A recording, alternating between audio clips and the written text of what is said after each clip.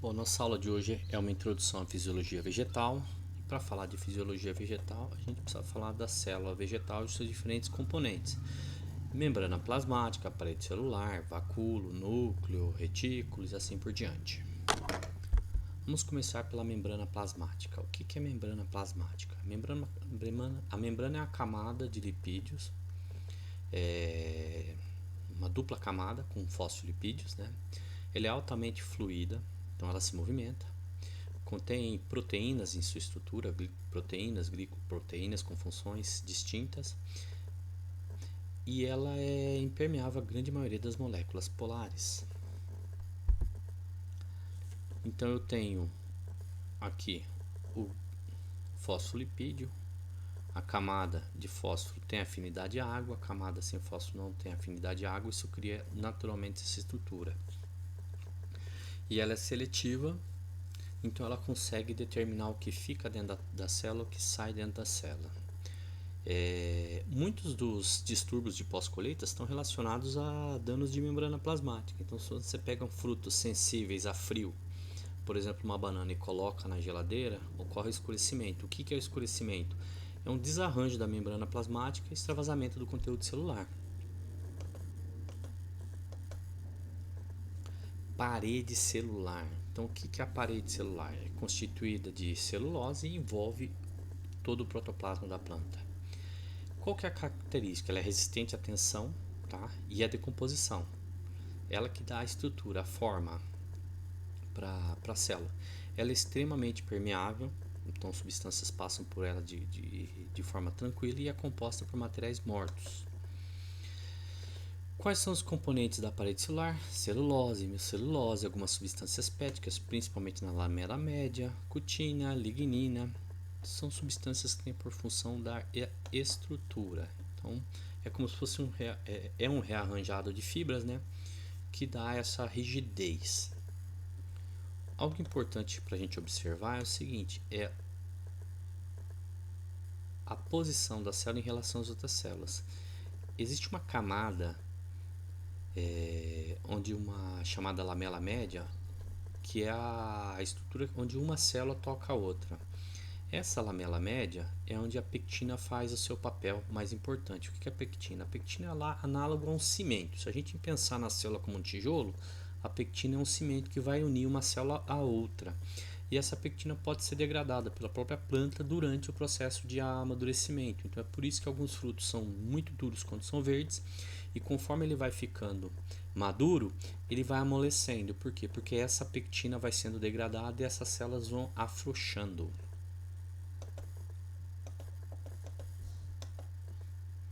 Citoplasma.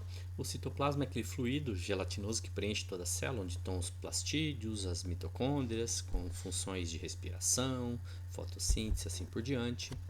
Onde se encontra o vacúolo, que tem por função regular potencial hídrico da planta e armazenar substâncias tóxicas ou substâncias que não são interessantes que ocorram no citoplasma, que podem interferir. O sistema de endomembranas, que vai produzir a síntese de proteína, a síntese de aminoácidos, de lipídios, que por sua vez é ligado ao complexo de Golgi. O núcleo da planta que é responsável pelas respostas. Então, a planta ou o fruto recebe um sinal do ambiente, ele responde a isso produzindo uma resposta. Muitas dessas respostas são em função da expressão de genes diferenciados. Então, o núcleo que vai coordenar quais são os genes que vão ser expressos ou não. Por exemplo, durante o amadurecimento, quais são os genes que serão expressos. Água, o transporte de água na planta. Então, relembrando como que é o transporte de água, pensando em seiva bruta, ou seja, água e sais, eu tenho a pressão positiva da raiz, a capilaridade e a tensão, ou seja, a pressão negativa promovida pelas folhas. Como que é a pressão positiva mesmo? Bom, a gente tem um experimento aqui onde eu tenho um tubo oco com uma membrana de diálise e eu coloco o sal aqui dentro e o sal reduz o potencial hídrico e a água entra promovendo a ascensão além do nível da água do Becker. Então é algo mais ou menos assim que vai acontecer aqui dentro. A planta absorve água, absorve sal ativamente, gasta energia e ela coloca esse sal dentro do cilindro vascular. Tem uma estrutura aqui chamada endoderme que impede o sal de voltar e impede o sal de entrar. Ou seja, tem que passar pela membrana plasmática, pela membrana com gasto de energia, mas isso promove um acúmulo de sal aqui dentro. Acúmulo de sal aqui dentro reduz o potencial hídrico, a água entra. Isso é responsável pela ascensão de água a alguns metros. Eu tenho o efeito da capilaridade também, que é a interação das cargas da molécula de água com as cargas elétricas do capilar, que é responsável pela ascensão em alguns milímetros. E eu tenho a pressão negativa produzida pela transpiração. Então vamos lá. Eu tenho um estômato, esse estômato, quando aberto, promove a saída da água. Essa água ela vai para o ambiente e ao ir para o ambiente ela desidrata aquela célula. Essa célula desidratada tende a pegar a água da célula ao lado pelas estruturas chamadas plasmodesmos que conectam uma célula na outra. Isso vai gerar uma tensão que é levada até o xilema, que por sua vez é levado até o sistema radicular. E todo essa ascensão de água, esse movimento da água é causado pela transpiração, que por sua vez é causado pelo sol. Então não tem um gasto de energia para a planta esse transporte. Ele é realizado no xilema. Se a gente for pegar um tronco, o xilema vai ser essa região aqui, ó. Lembrando que eu tenho o câmbio da casca que vai colocar a xilema para dentro e floema para fora. Estômatos já falamos. Essa transpiração estomática, obviamente ela tem um controle. Se a planta está túrgida, cheia de água, ela mantém o estômago fechado. Agora, se é um momento mais seco do dia, esse estômago tende a estar fechado. Então a planta consegue controlar a abertura e fechamento estomático. Cerca de 95% da água que transpira normalmente por uma folha vai transpirar via estômago. O resto é pela cutícula. Então é bem pouco o que transpira pela cutícula.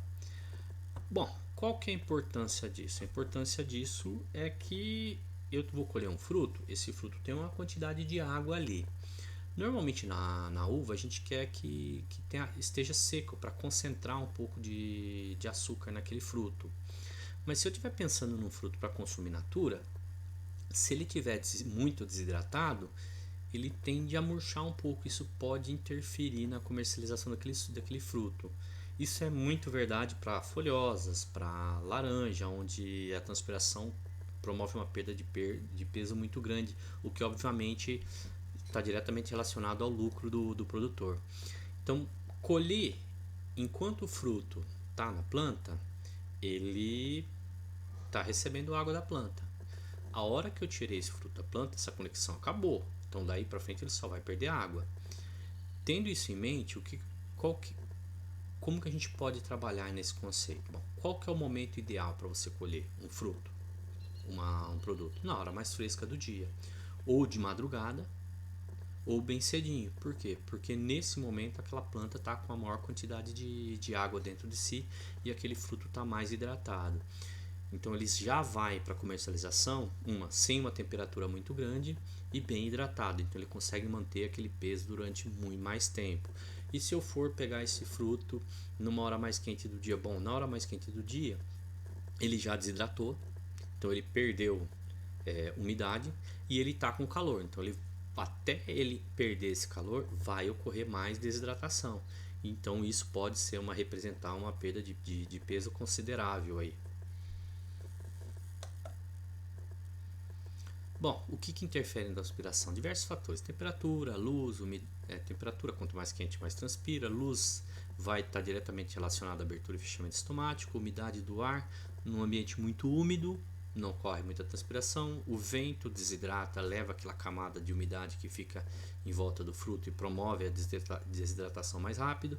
E a umidade do solo: se tiver um solo muito seco, seu fruto vai estar Se o solo muito seco, o estômago vai estar fechado e a transpiração não vai acontecer com tanta intensidade. Apesar de que a gente tem alguns produtos que são secos, desidratados, em geral na pós-colheita a desidratação é um problema para a gente quer evitar ela. Bom, transporte de seiva elaborada. Transporte de seiva elaborada é feito pelo floema, tá? Então tem os vasos do floema. Vamos lembrar que esses vasos têm uns crivos aqui, certo? Então como que funciona isso aqui? Eu tenho uma célula e uma célula companheira. Isso aqui é só o protoplasma, não tem organela nenhuma. Essa célula coordena essa. E aqui eu tenho uma estrutura que parece um ralo, né? Cheio de furinho, que tem como função impedir o equilíbrio do sistema. O floema trabalha com uma pressão positiva, a gente sabe isso através de pulgão. Se eu anestesiar esse pulgão aqui e cortar o bico dele, começa a jorrar a seiva do floema aqui. E o transporte vai ocorrer através do carregamento e descarregamento de açúcar. Então, por exemplo, aqui eu tenho uma folha fotossintetizante, ela está produzindo sacarose. Essa sacarose é carregada no vaso. Ao carregar no vaso, ela reduz o potencial hídrico, a água entra. E aqui embaixo ocorre o contrário, ocorre o descarregamento do açúcar e, consequentemente, saída da água. Tá? Aqui é o dreno, aqui é a fonte, aqui é o dreno. A saída da água. Isso cria uma tendência de movimento nesse sentido aqui. Em condições normais, isso entraria em equilíbrio, mas como eu tenho aquelas estruturas, aquelas placas crivadas lá, o tal dos ralinhos, esse equilíbrio não ocorre e ocorre sim um movimento por diferença de potencial hídrico, de pressão. Aqui tem mais pressão, aqui tem um pouco menos de pressão. Quem faz o carregamento e descarregamento desse açúcar são aquelas proteínas da membrana plasmática. Então é um carregamento ativo, gasta-se energia para fazer esse carregamento. Bom, qual a importância do conhecimento de fisiologia vegetal na pós-colheita? Eu já dei um breve aí, né? Então, conhecer a fisiologia da planta é extremamente importante para a gente entender como essa planta responde a diferentes condições ambientais e promover melhorias no manejo dessa planta para evitar a perda de pós-colheita. Se a gente for lembrar da aula passada, as perdas de pós-colheita no Brasil são altíssimas. Então, essa disciplina, o principal objetivo dela é garantir que o seu produto fique íntegro, pronto para o consumo por mais tempo possível. E se a gente entender o funcionamento da planta, se a gente entender o funcionamento da célula, a gente vai conseguir fazer isso com mais eficiência. Certo?